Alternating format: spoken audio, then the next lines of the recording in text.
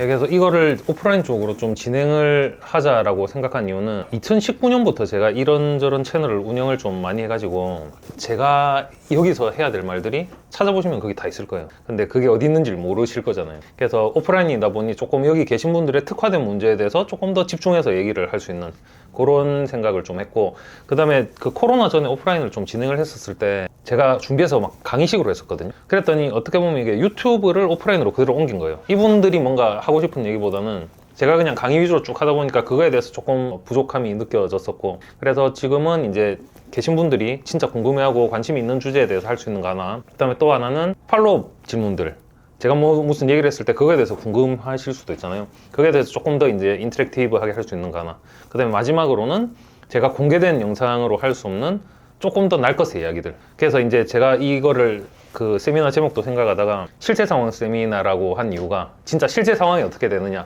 뭐 우리가 이론적으로 좋은 말로 할 때 뭐 이런 원론적인 얘기가 있으나 실제 회사에서는 이런 일들이 발생하더라라는 되게 진짜 실제 상황들이 있을 거잖아요. 그런 쪽으로 조금 해보면 좋지 않을까 해서 요거를 기획하게 됐고요. 진행은 이렇게 할 생각입니다. 먼저 한 분씩 그 뭔가 궁금하거나 얘기해보고 싶은 키워드나 주제가 있으면은 그거에 대해서 던져주시면 그거에 대해서 먼저 좀 얘기를 할 거고요. 그게 아니면은 제가 다른 거 없이 그냥 키워드 셋을 이렇게 한번 보여드릴 거예요. 그게 회사에서 뭐 프로덕트든 회사 생활이든 리더십이든 이 모든 것들에 대한 어떤 키워드들을 제가 정리해 놓은 거거든요. 그 중에서 아 이거 관심 있어, 이거에 대해서 얘기하고 싶어 하시면 그거에 대해서 얘기를 좀 하고. 근데 그 질문 주신 분 중에 뭐 가면은 세미나 형식이 어떻게 되나요?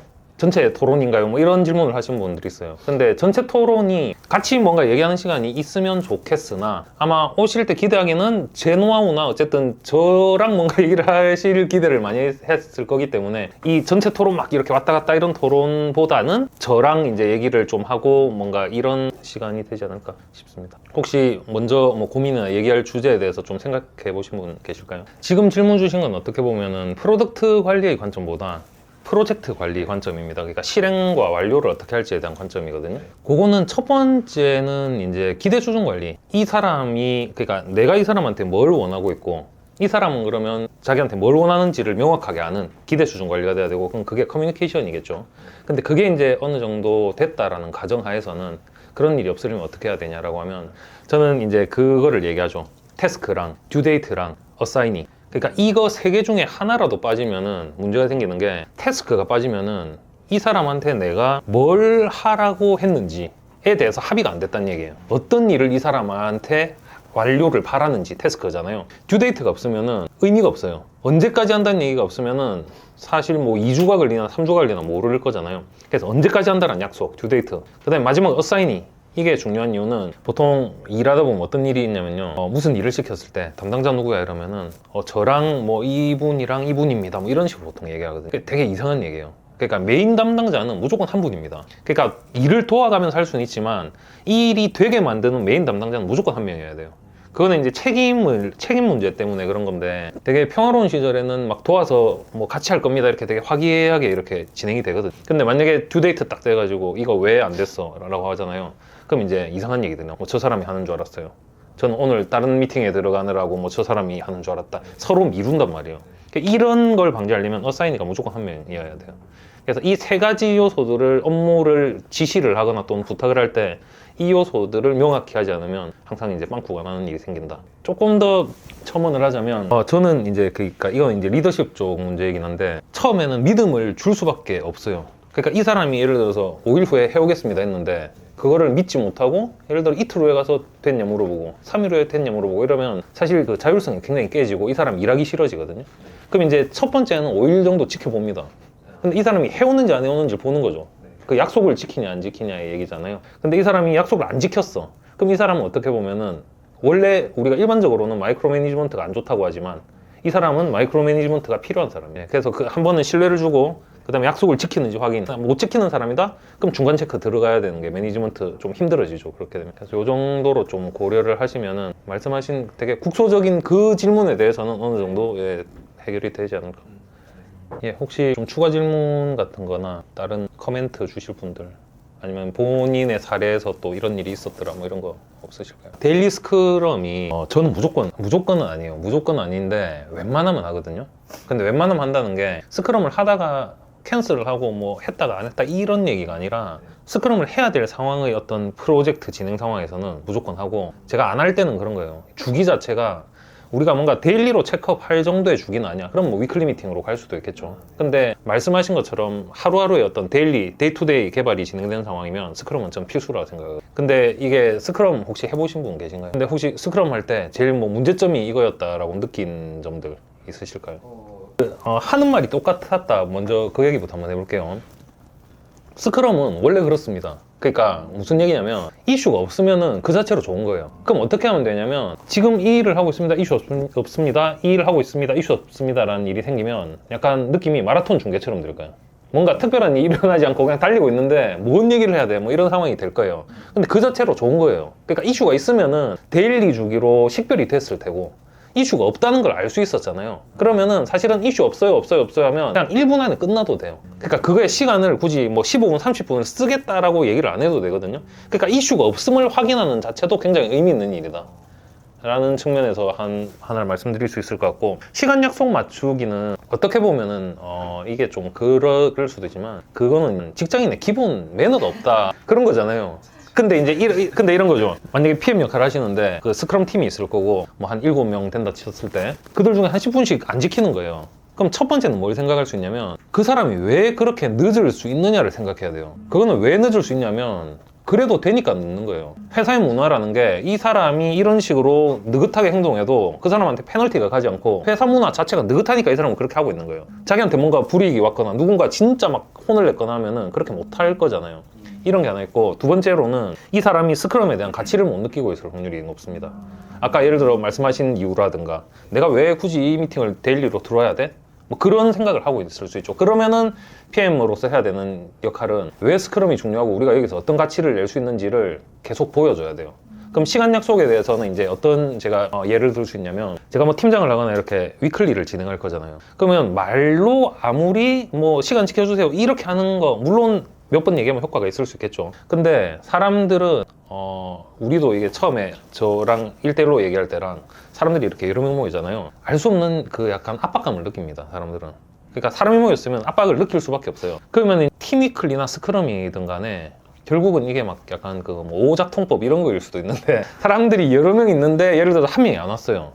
그럼 그 사람한테 저는 전화를 걸어요. 1분 정도 지나면. 뭐 지금이야 뭐 슬랙 같은 거 할 수도 있겠죠. DM을 보내거나. 지금 다 모여 계시는데 안 오시나요? 라고요. 이런 얘기를 한 번, 두 번 들었을 때 이 사람이 느끼는 압박감은 굉장히 클 거거든요. 그래서 그런 압박감을 어쨌든 개인적으로 느끼게 해줘라. 그럼 이제 제가 처음 했던 얘기랑도 조금 연결이 되는 거죠. 그 사람이 그래도 되기 때문에 그런 행동을 하고 있었는데 이 사람이 그런 액션을 하는 것보다 압박감을 마음에 더 심어주는 거지.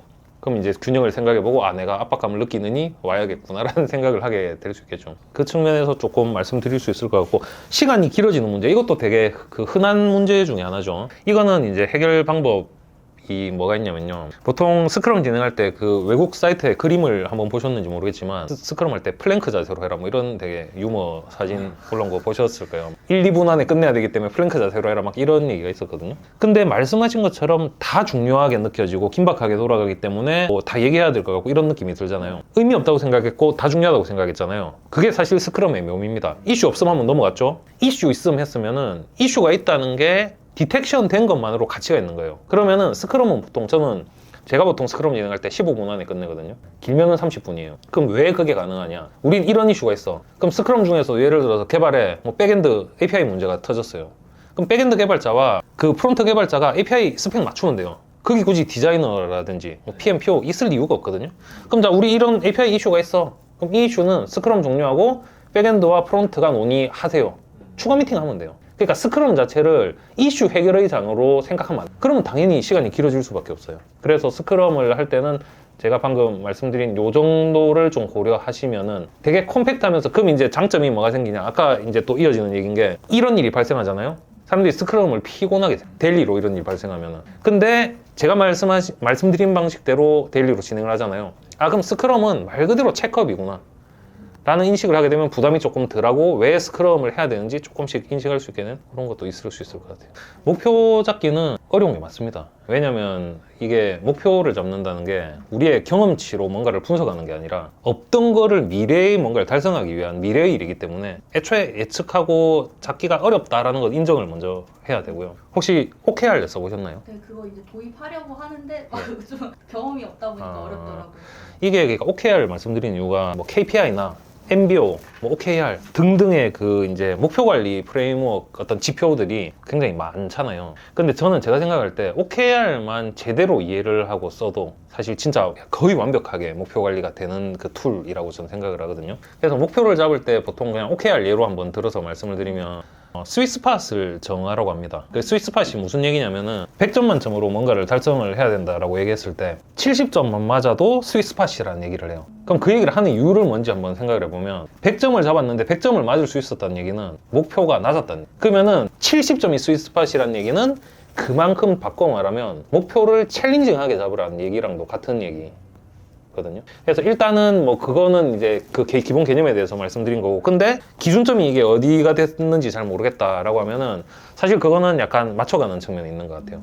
예를 들어 1분기 목표가 있었고 2분기를 지난 걸 보고 잡았더니 너무 쉽게 달성했어. 그럼 3분기에는 조금 더 챌린징하게. 그게 이제 프로덕트 팀이라는 게 중요한 게 뭐냐면은 우리가 TF나 프로젝트로 만났다 헤어져 버리는 이런 일시적인 팀은 그게 안 돼요. 그래서 이게 애자일 팀에서 얘기하는 게 셀프 오거나이징이라고 얘기하는 게 같이 일을 많이 하다 보니까 개선되고 속도가 벨로시티가 높아지고 그 다음에 개선된다는 거는 이전의 어떤 경험들을 통해서 교훈을 얻고 이런 측면을 얘기하는 거잖아요. 그래서 프로덕트팀 지속성이 중요한 이유는 이런 이유도 있습니다. 너무 쉬웠어? 그럼 다음엔 더 높게 잡아야지. 우리 팀이 이거보다 더 할 수 있는 팀이니까 더 높게 잡아야지 라는 얘기를 할 수 있는 거고요. 그 다음에 목표, 이거 OKR이나 목표 얘기만 해도 거의 한 2시간 주제긴 한데 OKR이 중요한 이유는 뭐냐면 목표를 지금 말씀하신 건 어떻게 보면 조금 그 부분 중에 하나예요. 이 목표가 뭐 높냐 낮냐의 어떤 부분 중에 하나인데 저는 그보다 훨씬 중요한 거는 제대로 된 목표를 잡느냐가 훨씬 더 중요할 수 있거든요. 그럼 제대로 된 목표라는 건 어떤 목표냐면요, 얼라이먼트가 완벽하게 된 목표예요. 그러니까 사업이 우리가 목표하고자 하는 바가 있을 거잖아요. 뭐 당연히 사업이라면 누구나 매출을 올릴 거야, 비용 줄일 거야, 고객 뭐 많이 데려올 거야, 뭐 이런 얘기들을 당연히 할 텐데 그걸 하기 위해서 자신들만의 방법이 있을 거예요. 그 방법이 뭐냐? 프로덕트 또는 서비스. 이런 프로덕트와 서비스를 이용해서 가치를 어떤 식으로 제공해서 우리 매출을 달성할 거야 인 거잖아요. 그럼 이제 당연히 그 스토리가 나와야죠. 우리 이런 비즈니스 할 건데 프로덕트로는 이런 가치를 제공할 거야. 이런 가치를 제공하려면 어떤 피처 중에서는 이 피처를 먼저 제공해야 이 가치를 더 가성비 좋게 제공할 거야. 그럼 이제 스토리가 이런 거죠. 아까 어떤 분이 그 말씀하셨는데 팀이 이렇게 있으니까 뭐 이걸 해보고 피버팅 이런 말씀하셨잖아요. 그건 이제 어쩔 수 없는 상황에서 고민을 하신 거고, 사실은 개발 측면에서 프로덕트가 어떤 피처가 먼저 돼야 되는지를 사실 생각하는 게 아니라 방향은 항상 위에서 아래. 우리 비즈니스는 이런 비즈니스고 우리 비즈니스는 이런 가치를 고객한테 주고 돈을 벌려고 하는 비즈니스고, 그러면 프로덕트와 서비스는 어떤 일을 해줘야 되고, 그럼 그 어떤 일 중에 가성비가 제일 높은 건 뭐야? 그걸 해주려면 어떤 피처가 나와야 돼? 이 방향으로 이렇게 나와야 되거든요. 그래서 저는 이제 얼라이먼트라는 얘기를 되게 중요하게 생각하는 이유가 정해질 때 개념적으로는 스토리가 위에서 아래로 이렇게 흘러야 돼요. 근데 다시 밑에서 위로 가야 돼요. 무슨 얘기냐면 그럼 이렇게 내려와서 프로덕트 이런 피처 이런 걸 만들었더니 이런 가치를 줄 수 있게 됐어.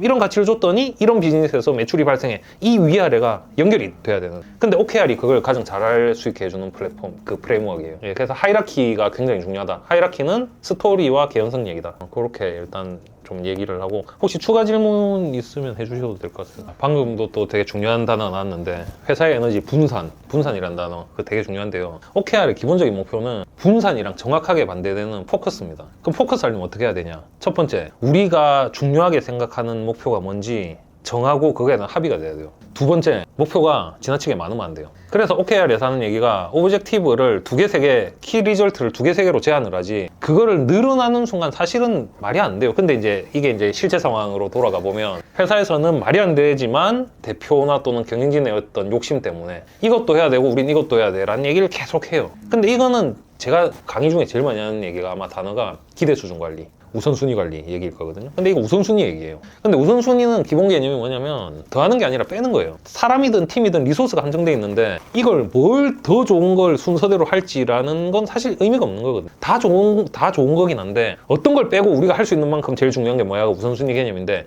사실 그게 경영진이나 대표 측에서 설득이 안 되기 때문에 그런 일이 발생할 거예요. 아마. 그래서 그거는 현실적으로 굉장히 힘든 일이고 그건 어떻게 보면 약간 실패가 보장되는 상황일 수 있다 라는 얘기를 드리는 거고, 그럼에도 불구하고 그냥 형식적으로 이거를 어떻게 해결해야 돼 라고 하면은 그건 이제 하이라키로 해결할 수밖에 없죠.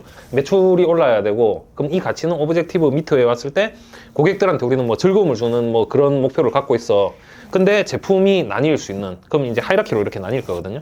근데 하이라키로 구조적으로 나뉠 수는 있겠으나 지금 말씀하신 문제점은 이 나뉜 하이라키를 이거에 대해서 집중력 있게 볼 수 있는 사람이 있어 없어 문제잖아요. 그건 어떻게 보면 이제 현실적인 욕심 문제고 좀 되게 안 좋은 상황인 거죠. 회사 차원에서는 목표는 무조건 통합돼야 돼요.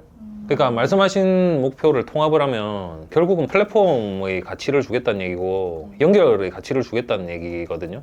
그러니까 회사 차원에서는 뭐 비전이든 목표가 하나로 돼 있는 게 당연히 맞고요. 근데 지금 말씀하신 거는 어떤 한 명이 그걸 보고 있기에는 컨텍스트가 너무 이질적입니다. 예.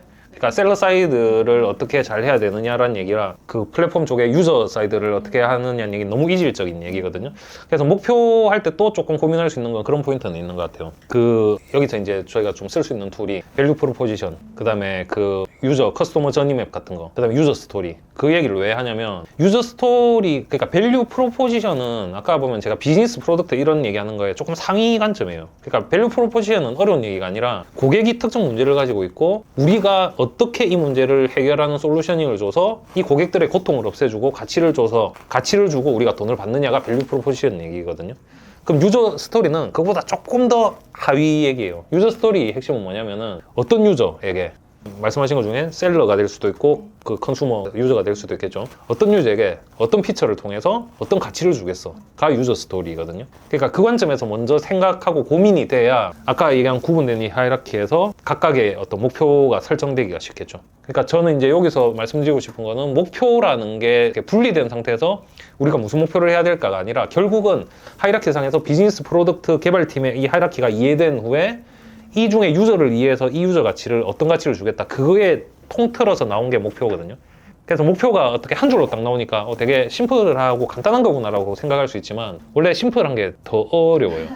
그러니까 그 하나의 목표가 나오기 위해서 그 백에서 돌아가는 그 과정들, 생각들이 진짜 많이 생각을 해야 된다라는 거죠. 근데 그 현실적인 어떤 경영진의 욕심, 그거는 저도 답을 드릴 수는 없어서 안타깝습니다. 비일비재한 일이에요. 방금 말씀하신 PO가 한 명씩이라는 데 대해서 조금 더 말씀을 드리면요. PM, PO의 가장 큰 장점은 뭐냐면 스쿼드 운용이 가능해진다는 거예요. 그럼 스쿼드 운용이라는 건 왜 좋은 거냐? 싱글 스레드 팀이라는 얘기는 그 안에서 결정하고 책임지고 뭔가를 만들어가고 아이디어를 내고 하는 그 모든 게 이 안에서 이루어질 수 있기 때문에 강점이 있는 거거든요. 그럼 이게 왜 강점이냐? 싱글 스레드가 아니라 팀이 여러 개 있었다 치죠. 사일로가 발생해요. 각 팀은 각 팀의 이익으로 생각을 하게 되고 연동되는 포인트 생겼을 때 커뮤니케이션 비용 발생해요. 근데 제가 아까 셀프 오거나이징 얘기했잖아요. 셀프 오거나이징 된 스쿼드 내에서 이 발생하는 커뮤니케이션은 갈수록 비용이 떨어져요. 서로 간에 잘 알게 되고 이제 스타일을 익숙해지기 때문에. 근데 외부 커뮤니케이션은 여전히 비용이 굉장히 높아요. 그래서 이제 방금 말씀하신 것처럼 PM표를 나눠서 그렇게 한다는 거는 그냥 우리가 단순히 그냥 팀이 나눠졌어, 뭐 하나씩 맡을 수 있을 거야, 이런 개념을 넘어서서 왜 그 장점을 가질 수 있는지를 같이 이제 생각해 볼 수 있는. 근데 이제 조금 주의해야 될 게 뭐냐면은 PM표가 스쿼드로 운영하잖아요. 그게 갈수록 조금 힘들어집니다. 갈수록 힘들어지는 게 무슨 얘기냐면은 그 회사의 규모가 비즈니스가 커지잖아요. 그러면은 7, 8명으로 운용되는 범위가 점차 이게 확장이 돼요. 근데 이거를 그렇다고 한 팀을 뭐 20명 이렇게 할 수는 없거든요. 피자 한 판 롤 이래서 그 안에서 커뮤니케이션 하려면 7, 8명 정도가 적합하기 때문에 이 팀을 늘릴 수는 없어요. 그럼 결국은 이게 프레그멘테이션이 날 수밖에 없는 상황이 생겨요. 그럼 이제 그때 되면 완전 다른 얘기가 됩니다. 그때 되면 이제 TPM 같은 롤이 있어서 이런 연동과 코디네이션을 전문적으로 하는 롤이 필요할 수도 있고. 근데 이제 여기 제가 그런 상황을 설명드리는 이유는 뭐냐면 그럼에도 불구하고 어떤 스쿼드의 분할이 되게 정적으로 되면은 힘든 일이 굉장히 더 많이 생겨요. 그러니까 예를 들어서 이커머스를 하는데 보통 사람들이 생각할 때 정적인 뷰로 많이 보거든요. 그럼 예를 들어 프론트 팀, 결제 팀, 장바구니 팀, 리스트 팀, 뭐 홈 페이지 팀, 또 뭐가 있을까? 물류 팀 이런 식으로 나누잖아요.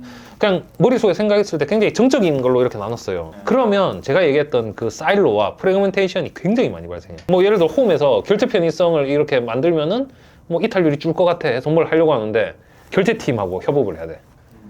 뭐 그런 일이 생기는 거예요. 그래서 저는 이게 팀이 많아지더라도 그걸 그나마 최소화할 수 있는 거는 정적인 뷰로 분할하는 것보다는 목표 단위로 분할하는 게 훨씬 좋다. 그래서 그거는 근데 이제 이거는 이제 사실 개별 PM이 할 수 있는 일은 아니거든요. 회사 전체에서 이런 데 대한 인지가 있고 CEO든 CPO든 우리가 왜 이런 방향으로 이거를 팀을 만들어야 돼라는 어떤 통찰을 해야 할 수 있는 일인데 그게 안 되는 회사도 굉장히 많죠. 그러다 보니까 그냥 정적으로 그냥 분할해 놓고 프레그멘테이션 생기고 커뮤니케이션 비용 올라가고 그럼 왜 일이 안 돌아가 뭐 이런 상황. 그러니까 실제 일하는 것보다 커뮤니케이션 비용이 저는 10배, 100배 더 들 수 있다 생각. 그런 일이 또 많이 생깁니다.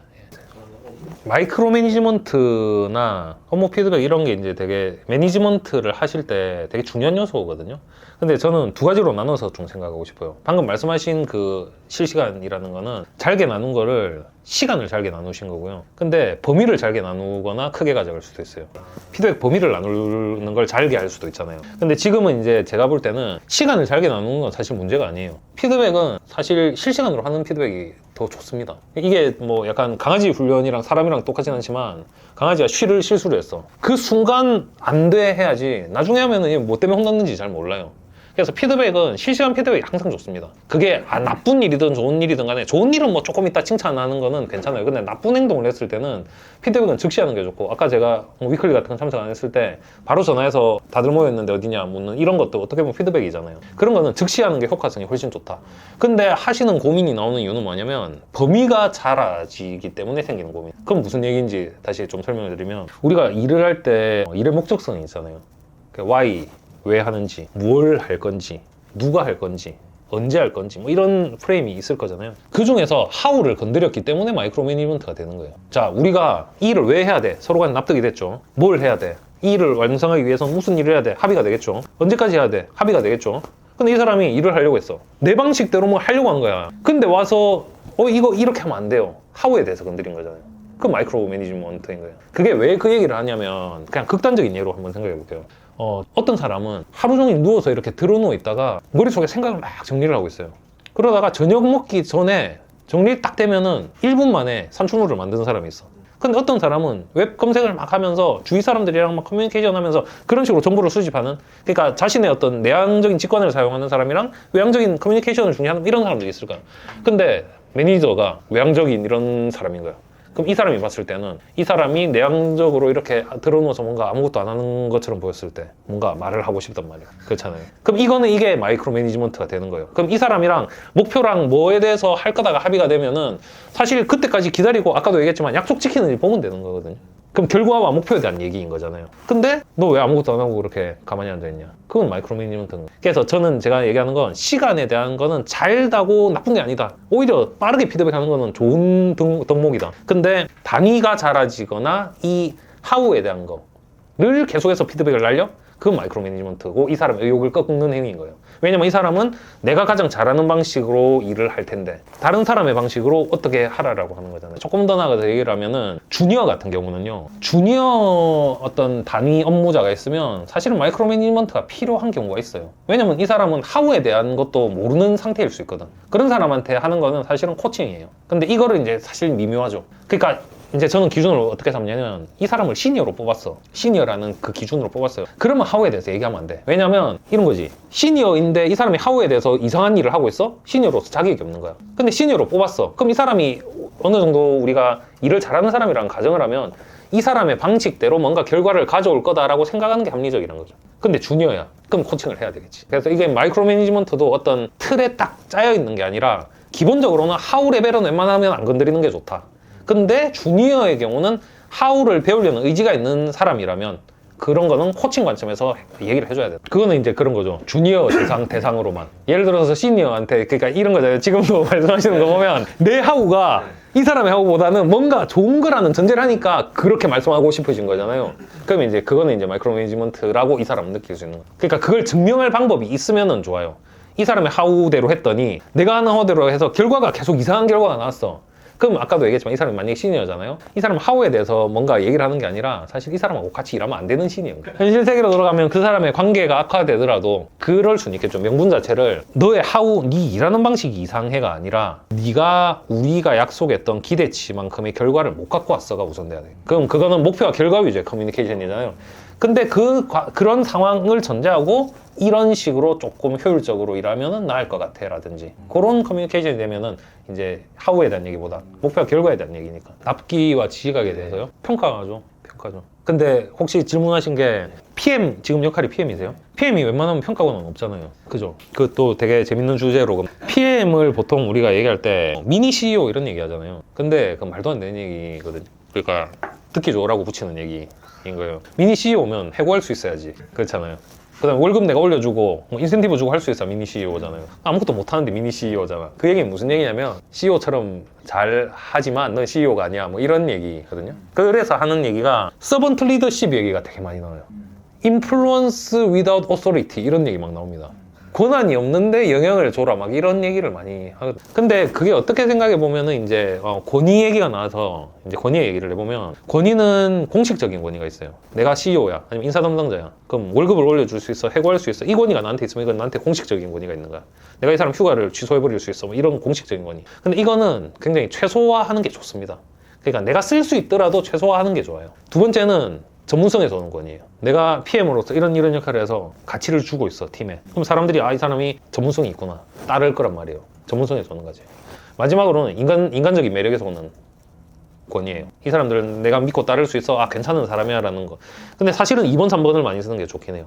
예. 그래서 이 PM의 숙명 같은 거긴 한데 나한테는 공식적인 권위가 없다. 그래서 페널티를 주고 싶다라는 마음은 너무 잘 알겠으나 직접 때릴 수가 없어요, 이 사람을. 근데 방법이 있긴 해요. 제가 즐겨 쓰는 방법, 이제 실제 상황으로 넘어가면은 제가 즐겨 쓰는 방법인데 이걸 나쁘게 말하면 정치질이고요. 좋게 말하면은 에스컬레이션이에요. 보세요. 이게 개발자가 낫기랑 지키잖아요. 그러면 목표 지향적인 스쿼드로는 이렇게 4스쿼드야. 목표 단위로.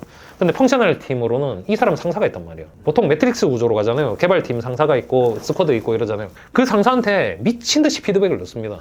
근데 왜 그게 가능한 이유는 뭐냐면 명분이 우리한테 있잖아요. 약속했어. 이 사람 약속 안 지켰어. 그 약속 안 지킨 것 때문에 프로덕트가 위험해져. 명분이 너무 확실하잖아. 그러면 웬만하면은 이 상사가 그 개발자를 벌해줄 거예요. 근데 끼고 도는 사람이 있어. 한 번씩. 그럴 때는 어떻게 하냐.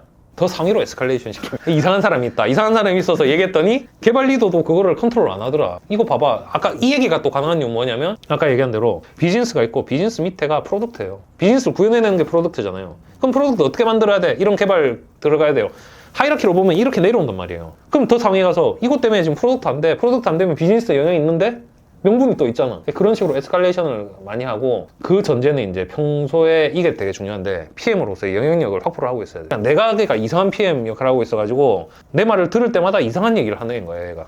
그럼 당연히 안 먹히겠죠. 근데 얘는 얘기를 평소에 이상한 얘기 할 애는 아니야. 그럼 이제 에스컬레이션 했을 때 얘가 이렇게 얘기하는 거 보니까 뭔가 문제가 있나 보다 그런 일이 생기겠죠. 저 같은 경우는 어떤 경우까지 있었냐면 제가 팀을 만들었어요. 그러니까 거기 펑셔널 팀밖에 없는 조직이었는데 우리가 지금 이 비즈니스를 빠르게 하려면은 목적 중심의 그런 프로덕트 팀이 필요하다. 그래서 한 달 쫄라가지고 팀 만든 적이 있었거든요. 그래서 그런 식으로 어쨌든 내 영향력을 좀 발휘할 수 있는 그런 걸 되게 좀 많이 하셔야 돼요. 쉽지는 않습니다. 근데 그거를 못하면은 사실 PM으로 지내기는 굉장히 힘들어져요. 딱 듣자마자 PO, PM들이라면 그냥 뒷목 잡는 굉장히 흔히 있는 문제예요. 근데 이것도 그러니까 원론적인 얘기를 현실 얘기를 같이 좀 해보면요. 원론적으로는 이런 문제가 발생하는 원인이 뭐냐면 PO와 PM 롤에 대한 이해도가 너무 떨어져요. 그러니까 PM을 어떻게 보면 프로젝트 매니저, 기술 프로젝트 매니저처럼 이해를 하고 있기 때문에 이런 얘기를 하는 거거든요. 근데 이걸 좀 그림으로 일단 CEO가 있다고 생각을 해봅시다. CEO가 있고 그 다음에 그 밑에 프로덕트를 관리하는 PM이 있다고 쳐볼게요. 이게 뭐 누가 높고 낮다라기보다는 개념적으로 순서의 하이라키로 보시면 될 것 같아요. 그 다음에 PD가 이렇게 있을 수 있잖아요. 그 다음에 팀 내에서 일반 메이커들, 개발자들이 있을 수 있을 거예요. 근데 어떤 식으로 이제 생각을 하냐면 이 메이커들, 그 다음에 이 디자이너가 제가 이 그린 요 구조는 어떤 구조냐면 프로덕트 팀입니다. 프로덕트 팀. 근데 일반적인 제가 너무 싫어하는 기획자가 있는 그 구조로 한번 생각해 볼게요. 이름은 PM이라고 하지만 기획자가 있어요. 그 다음에 UI 디자이너가 있어요. 그 다음에 개발자 그대로 있어요. 이렇게 되게 비슷해 보이지만 이거 진짜 다른 얘기거든요. 그럼 뭐가 다른지 한번 생각해 볼게요. 이 프로덕트 팀을 얘기를 하면서 이 사람들의 머릿속에는 이게 있습니다. 그러니까 이 기획자는 피처 레벨로 모든 걸 해주세요라가 이 사람들 머릿속에 있어요. 제가 늘 비판하는 기획자가 신이 되는 조직이에요. 이 사람이 무슨 뾰족한 수가 있어서 이걸 다 커버하겠어요. 근데 이 사람이 와이어프레임 그려가지고 떠먹여주면은 나는 그냥 디자인할래. 그게 UI 디자이너. 이 사람이 피처 다 뽑아주면은 나는 피처 개발할래. 개발자. 이 조직은 기획자에 굉장히 의존적인데 역설적으로 이런 조직은 기획자 역량도 떨어지는 사람이 이런 조직에 있어요. 총체적 난국인 거죠. 그럼 자 보세요. 기획자가 이 커버리지 이렇게 갖고 가요. 그럼 자 빵꾸 나는 데가 어디겠어요? 여기가 빵꾸가 나죠. 근데 더 중요한 게 어딥니까? 여기가 합의가 돼야 이게 의미가 있는데 기획자가 이걸 보고 있는 거예요. 근데 조직이 프로덕트 조직이라고 PM 있고 PD 있고 메이커 있다고 하지만 이런 식으로 하고 있는 게 문제고 방금 말씀하신 게 그 문제예요. 그럼 원론적으로는 어떻게 돼야 되냐 하면은 PO와 PD와 메이커들의 롤 자체가 굉장히 잘 정의돼야 돼요. 이 PM이 해야 되는 역할은 뭐냐면요. CEO와 이 사이. 자 그러면 이 사이에 뭐가 있는지 보면은 비즈니스에 대한 이해도, 그 다음에 온라인 되는 거 해야 되겠죠. 마케팅 전략, 고투마켓 같은 거 있어야 되겠죠. 세일즈 전략이 있어야 되겠죠. CS 전략이 있을 수 있죠. 그 다음에 뭐 고객 분석, 뭐 이 안에 모든 것들이 있는데 이 부분이 마치 없는 것처럼 이 사람들은 생각하고 있어요. 근데 PM과 PO는 여기가 훨씬 더 중요해요. 자 그러면 이 PM과 PO가 이렇게 했죠. 예를 들어 PO가 제가 아까 유저 스토리 얘기했잖아요. 유저 스토리 정도를 정리를 한 거야. 그럼 유저 스토리는 그림이 아니에요. 특정 유저가 이 피처를 통해서 어떤 가치를 얻으라는 글이잖아요. 비주얼은 이 사람이 하는 거예요. 그럼 디자이너가 이 사람이 뭘 해줘야 되냐면 디자인도 그냥 자기 머릿속에서 나오는 게 아니잖아요. 그런 걸 하려면 유저 스토리 이해해야 되고 유저 스토리를 이해하려면 고객에 대해서 이해를 해야 되고 이런 부분까지 이 사람이 같이 이해를 하고 유저 인터뷰도 같이 하고 해야 이걸 이해해서 이 사람은 와이어프레임이랑 뭐 피그마 산출물을 이 사람 만들 거란 말이에요. 그럼 자 개발자는 뭘 해야 되냐? 이 전체를 이해하고 있어야 돼요. 그래야 내가 왜 이 피처를 개발하고 이 피처에서 정책이 어떻게 결정돼야 되는지 스스로 결정을 할 수 있게 돼요. 근데 그러려면 전제돼야 되는 게 굉장히 역량이 뛰어나고 커미먼트가 확보된 이런 사람들이 있어야 된다가 전제돼야 되는데 현실 세계에서 이런 사람들은 없다. 그렇기 때문에 이런 일이 발생을 하고 있는 거예요. 그래서 이제 원론적으로는 이런 일이 생기는 거고 이걸 어떻게 해결해야 되냐면 그냥 제 경험으로 말씀드리면 저는 미친 듯이 싸웠습니다. 그러니까 팀을 만든 것도 사실 그 측면이고요. 왜냐면 팀 안에서 내 컨트롤로 데리고 올 수 있다는 얘기는 이 사람들한테 기대하는 바나 롤에 대한 어떤 목표치나 이런 걸 제가 세팅해 줄 수 있다는 얘기거든요. 그래서 당신이 PD라면 이런 역할까지 해주는 게 PD야. 당신이 개발자라면 단순 코드 짜는 사람이 아니라 이것까지 일을 해야 돼. 그 과정에서 제일 중요한 건 그러면 커뮤니케이션이에요. 그럼 커뮤니케이션은 뭐가 중요하냐? Why? 왜 일을 하고 있는지, 컨텍스트가 뭔지가 중요하다. 그럼 컨텍스트 뭔지 중요하다? 그럼 중요한 걸 어떻게 해야 잘할 수 있어? 빈도, 데일리 스크럼. 어떤 우리가 방향이 바뀌었어? 그러면 이 사람들도 이게 제가 이제 월급 루팡이 발생하는 이후 그런 영상에서 얘기를 한 게 이 사람들이 애초에 그런 수동적인 사람이 아니었을 수 있어요. 근데 이 사람들이 그렇게 되는 이유는 이 사람들 입장에서 이렇게 보잖아요. 그럼 또 기상천외한 일들이 많이 발생합니다. 갑자기 막 대표가 막 방향 휙휙 바꾸지. 분명히 근데 이유는 있어. 뭐 비즈니스 상황이 바뀌었던 경쟁자가 치고 올라왔던 이유는 있는데 이 사람들 이유를 모르잖아요. 그냥 너무 스트레스 받는 거야. 막 휙휙 바뀌니까. 그러면 거기서 이 사람이 해줘야 되는 역할은 이 상황이 이러이러해서 이런 변경이 있었고 그렇기 때문에 우리는 이럴 수밖에 없어라고 납득을 시켜줘야죠. 그러면 이 사람들한테 기대할 수 있는 건 커미먼트가 생기는 걸 기대할 수 있고 이런 팀이 아닌 이런 팀으로 가는 그 역할을 여기서 해줄 수 있어야 된다. 근데 이제 제가 계속해서 싸운다는 얘기는 결국은 PD가 어디까지 역할을 해줘야 돼요? 메이커들이 어디까지 해줘야 돼요? 라는 얘기는 결국 밥그릇 싸움이거든요. 나는 그거 하기 싫어. 그냥 떠먹여주는 것만 할래라는 사람들이 있어요. 이 사람들 어떻게 위로 끄집어 올리느냐에 대한 얘기예요. 그래서 저는 그 헤드 오브 프로덕트 하면서 이거 PM 역할 이런 거 할 때 그 개발 리더가 여기 개발 리더 TL 있다가 테크 리더가 있다고 쳐요. 이 사람이 저한테 했던 얘기가 가스라이팅 잘하는 것 같다고. 그러니까 이 사람의 역할을 확장시키기 위해서 그 사람을 칭찬도 했다가 몰아붙였다가 계속 그걸 해줘야 되는 거거든요. 그래서 그런 되게 약간 예술의 영역이다 여기가. 그래서 그 항상 고통받고 저는 그래서 개인적인 얘기를 좀 하면은 이직을 하잖아요. 요즘 점차 참을성이 줄어가. 그게 나이가 들어서 인내심이 줄어가는 것도 있는 것 같은데 그거보다 또 다른 이유를 생각해 보면 어느 회사나 동일한 문제가 발생하고 있어요. 그러니까 딱 가서 내 기대 수준을 내가 뭐 예를 들어 PM으로 이런 역할을 해야지라고 생각했을 때 항상 저렇게 누워서 버티는 사람들이 회사마다 있거든요. 그럼 이제 막 뒷목 잡는 거야. 또 내가 여기서 또 이걸 싸워서 이걸 구조를 만들어야 되나? 그 생각을 이제 항상 할 수밖에 없으니까 그런 일이 발생하죠. 조언을 드릴 수 있을 것 같은데 제가 그 CPO 맡았던 회사가 AI 회사였고요. 그 굉장히 또 흔한 일입니다, 그것도. 네. 근데 이제 뭘 이해하셔야 되냐면 스쿼드 안에 리서처가 같이 들어있는 케이스랑 네. 나뉘었을 때 케이스랑 두 개를 생각을 해봐야 돼요. 네네. 각각 장단점이 있거든요. 먼저 나뉘어있는 장점 먼저 생각하면은 방금 말씀하신 것처럼 리서치라는 거는 굉장히 좀 특수성이 있습니다. 그렇죠. 그러니까 AI를 리서치를 하다 보면은 결과가 단시간에 나올 수가 없어요. 그렇잖아요. 근데 그럼 이 리서처는 어떻게 보면은 약간 학술적인 사람들이에요. 그러니까 아카데믹하게 여기서 막 리서치를 하고 있는 사람들이란 말이에요. 근데 이 사람을 예를 들어서 프로덕트 스프린트 주기 2주에 한 번씩 뭔가 성과를 내와 이래 버리면은 이 사람들한테는 사실 안 되는 얘기거든요. 그래서 이런 이제 떨어져 있을 때는 리서치를 좀 특화해서 할 수 있다는 장점이 있다. 근데 합쳐져 있을 때 장점은 결국은 컨텍스트가 통일된다는 얘기예요. 맞아요. 그럼 이제 그 트레이드오프가 여기서 발생할 거지 않습니까? 근데 이제 거기서 이제 중요한 거는 뭐냐면은 어떤 게 좋다라고는 저는 잘 모르겠습니다. 근데 구조적으로 봤을 땐 리서치는 떨어져 있는 게 맞는 것 같아요. 그러니까 프로덕트 주기와 같이 돌 수 없기 때문에 떨어져 있는 게 맞는 것 같아요. 근데 이 사이 커뮤니케이션이 굉장히 중요해지는 거죠. 그게 이제 CPO나 또는 누군가가 그 역할을 해줘야 되는데 무슨 역할을 해줘야 되냐면 그거를 제가 있을 때 어떤 식으로 저는 진행했냐면 투트랙으로 진행을 했었어요. 그 투트랙이 무슨 얘기냐면 우리가 현재 가지고 있는 기술들이 뭐가 있어 이렇게 쫙 나래비를 세워요. 그럼 이런 기술들 AI 기술들이 있을 거잖아요. 이 기술 중에 10점 만점으로 점수 한번 매겨봐. 그럼 7점 이상이면은 지금 시장에 내놓을 수 있는 기술이야. 쫙 매겨. 그 다음에 프로덕트 관점에서 우리가 고객 가치 위주로 피처화 할 수 있는 게 뭐가 있어. 나래비를 쫙 세워요. 이렇게 세워서 링크 시켜보는 거예요. 그러면 이제 뭐가 조금 해결이 되냐면 리서치 팀과 프로덕트 팀이 갈라져 있었던 데 대해서 연결성이 조금 생기죠. 그 다음에 리서치 팀은 또 특성이 어떤 특성이 있냐면 학구적인 사람들이다 보니까 가만히 냅두면은 진짜 뭐 1년이고 2년이고 연구만 계속해요. 그냥. 근데 결국 우리는 이 회사라는 게 연구소가 아니잖아요. 돈을 벌어야 되는 곳이잖아. 그러면은 이 사람들과 그런 커뮤니케이션을 통해서 프로덕트가 예를 들어 이번 분기에 이런 일을 하고 싶은데 이 7점 이상의 기술들을 쓸 거예요 라는 커뮤니케이션을 해야 돼요. 그럼 그때까지는 어쨌든 이 기술을 API를 제공해줘 까지 커뮤니케이션 되면 연결점이 생기는 거잖아요. API라는 게 결국 연결 얘기잖아요. 그런 식의 이제 커뮤니케이션이 되게 중요해지는 거죠. 그러니까 다시 정리하면 팀 안에 있든 밖에 있든 장단점은 있다. 근데 팀 밖에 있으면 결국은 이게 연결점이 필요하다. 근데 그 연결점 기준이 뭐가 돼야 돼? 두 쪽을 다 비교해보고 이 프로덕트의 가치를 하기 위해서는 당신들이 적어도 이때까지 이걸 해줄 수 있냐 그런 약속이 필요합니다. 그래서 최근에 수요가 좀 올라가는 데가 원래는 머신러닝 리서처 쪽만 원래는 있었다가 최근에는 어떻게 보면 챗GPT나 이런 게 나오면서 활용할 수 있는 분야가 또 되게 많아졌잖아요. 그래서 머신러닝 엔지니어에 대한 수요가 조금 늘고 있어요. 그 말씀하신 그런 일을 하는 사람 그런 수요가 많이 늘기도 합니다.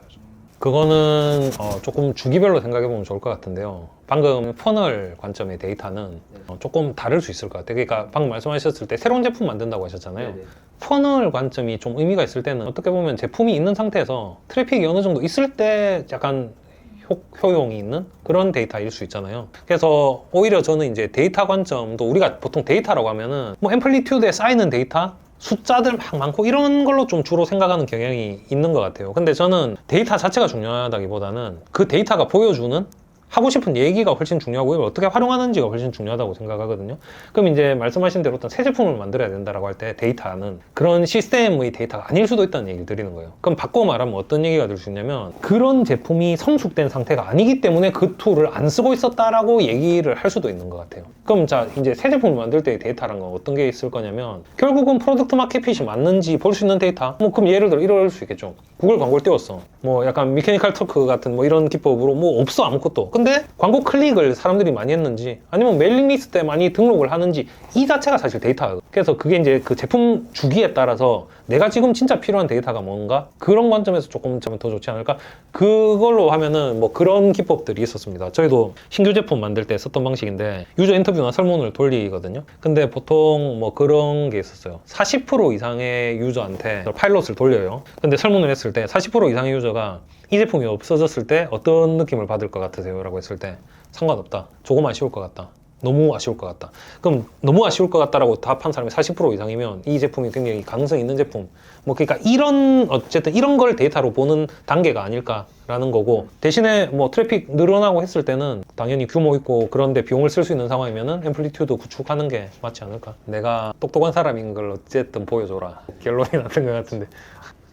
왜냐면 이게 저 위로 올라갈수록 어쨌든 불확실성이 커지는 영역이잖아요. 그럼 이거를 내 경험만으로 뭔가 증명하기, 물론 증명되면 좋겠으나 그것만으로 포텐셜을 다 파악하기는 굉장히 어렵잖아요. 그러다 보니 이제 이 사람의 포텐셜을 보여줄 수 있는 방법, 결국은 똑똑한 커뮤니케이션 말고는 그건 없을 거예요. 근데 이건 또 현실 세계로 돌아오면 되게 재밌는 얘기를 좀 해드리면, 커뮤니케이션 되게 똑똑하게 하잖아요. 그럼 떨어지는 경우 되게 많아요. 특히 시니어 레벨로 가면. 어떤 게 떨어지나요? 면접 탈락한다고요. 아, 왜냐면 견제할 수도 있고. 실무자가 들어와요. 근데 동일 레벨 PM이 네. 너무 똑똑해. 그럼 되게 싫어할 수도 있어요. 그래서 제가 되게 장난삼아 말하는 얘기가, 면접 전략, 시니어의 면접 전략 이렇게 얘기하는 게, 1차 실무를 보게 된다면, 실무를 보면은 저는 실무 통과율 굉장히 낮아요. 그래서 저는 이제 장난삼아 하는 얘기가, 1차 실무 인터뷰는 약간 모자람을 보여줘라. 경계심을 낮추는 모자람을 보여줘라. 네. 생각해보세요. 이게 항상, 그러니까 임원급 C레벨에서 보면은 회사에 똑똑한 사람이 많은 게 이 사람들한테 이득이에요. 근데 실무 레벨에서 보면 자기한테는 견제 대상이거든. 제가 이제 목표 자체가, 저는 약간 돈 벌고 뭐 이렇게 하고 이런 것도 사실 뭐 필요할 수 있는데, 저는 약간 영향력을 넓히는 걸 되게 좋아하는 스타일인 것 같아요. 네, 제가 아는 거 막 알리고 막 영상 찍고 하는 게 사실 쉬운 일은 아니잖아요. 근데 제가 대중성이 좀 떨어지고 막 사람하고 되게 사교적인 스타일은 아니거든요. 그러다 보니까 이제 인지도 측면에서 굉장히 좀 힘든 것 같아요. 그래서 저는 만약에 이런 자리가 조금 더 많아지고 지속되기 위해서는 인지도와 어떤 그 소문이 좀 필요하다. 그래서 주변에 약간 입소문 같은 거 내주실 수 있으면 좀 내주셔도 좋고, 오늘 만약에 집에 가셔서 진짜 도움이 됐고 이게 되게 재밌는 세미나였다는 생각이 드시면 그 리뷰에 조금 자세히 이런 점이 좋았습니다라고 리뷰를 주시면, 사람들이 보통 온라인 상품 볼 때는 리뷰 무조건 보잖아요. 그게 도움이 되게 많이 될 것 같습니다. 갑자기 왜 이렇게 숙연해지죠? 혹시 그 주제나 이런 거 조금 더 생각하신 게 있나요? 아니면 제가 뭐 키워드 한번 띄워드릴까요? 키워드 한번 띄워드릴까요? 뭐 별건 아니고, 제가 이 각 부분에서 제가 생각하는 어떤, 아마 우리가 했던 얘기 중에도 되게 많이 나올 거예요. 근데 이게 혹시 이것 중에 관심 가는 주제나 뭐 궁금한 게 있으면은 얘기해 보면 좋을 것 같아요. 그러면 이제 소프트 스킬이란 뭐냐 봤을 때, 결국은 커뮤니케이션 이 거의 전 90% 이상이라 봅니다. 그러니까 내 내면적으로 뭔가 직관을 가지고 통찰하고 뭔가 그림을 그리겠죠. 근데 결국은 그게 커뮤니케이션을 통해서 사람들한테 전파되고, 그게 이제 제일 중요하잖아요. 그 과정에서 제가 이제 추천드리는, 이건 하드 스킬이라 그래야 돼. 저는 일단 비주얼리제이션을 제일 추천드립니다. 비주얼리제이션이라는 게, 지금 제가 이거 이렇게 한 거 있잖아요. 이것도 비주얼리제이션이죠. 그 다음에 아까 제가 보여드렸던 이것도 비주얼리제이션이죠. 자, 여기 보시면은 제가 지금 이런 것도 지금 비주얼리제이션인데, 이게 그림이 없으면은 사람들이 이해를 못하고 있다고 보시면 돼요. 그래서 이거를 지금 제가 좀 보여드리면은 이 툴 있잖아요. 이 툴. 이 스케이플이라는 툴 혹시 써보신 분 계시는가요? 쓰세요? 이게 제가 장점을 말씀드리면은, 마인드맵은 써보신 분 많이 계시죠? 마인드맵의 최대 단점이 뭐냐면요, 최대 단점이라기보다는 좀 그 한계점이 뭐냐면, 첫 번째로는 사이클 형성이 안 돼요. 하이라키로 이렇게 나무 뿌리처럼 내려가는데 사이클 개념이 없습니다. 뭐 억지로 만들려면 만들 수도 있겠지만 결국 하이라키 개념이다, 하나. 두 번째는 이미 하이라키가 있는 상태에서 작성해야 돼요. 근데 우리가 머리가 생각하는 방식은 하이라키가 있는 방식이 아니에요. 바텀업으로 아이디에이션이 막 산발적으로 떠오르다가 그게 연결되면서 구조화가 되는 거지, 미리 하이라키가 있는 방식이 아니거든요. 그래서 아이디에이션 방식으로는 스케이플 만한 툴을 저는 보지 못했어요. 그래서 이거는 기획이나 뭔가 고민하실 때, 조금 복잡한 걸 고민할 때 보시면은 굉장히 좋다라는 말씀을 드리고, 제가 이거를 스케이플 제가 쓰는 예를 몇 가지 한번 보여드리면 좋을 것 같아요. 그래서 소프트 스킬이 커뮤니케이션이 중요하고, 커뮤니케이션에서 제일 중요한 거는 비주얼라이즈, 시각화가 중요하다. 그 다음에 또 제가 예시로 좀 보여드리면, 이거는 제가 이 오프라인이니까 그냥 보여주고 바로 넣을 수 있어서 보여드리는 건데, 이게 제가 그 CPO 할 때 프로덕트 전략 같은 얘기하던 거거든요. 이런 것들이 어쨌든 전부 시각화. 그래서 커뮤니케이션에서의 하드 스킬은 시각화가 제일 중요한 것 같다.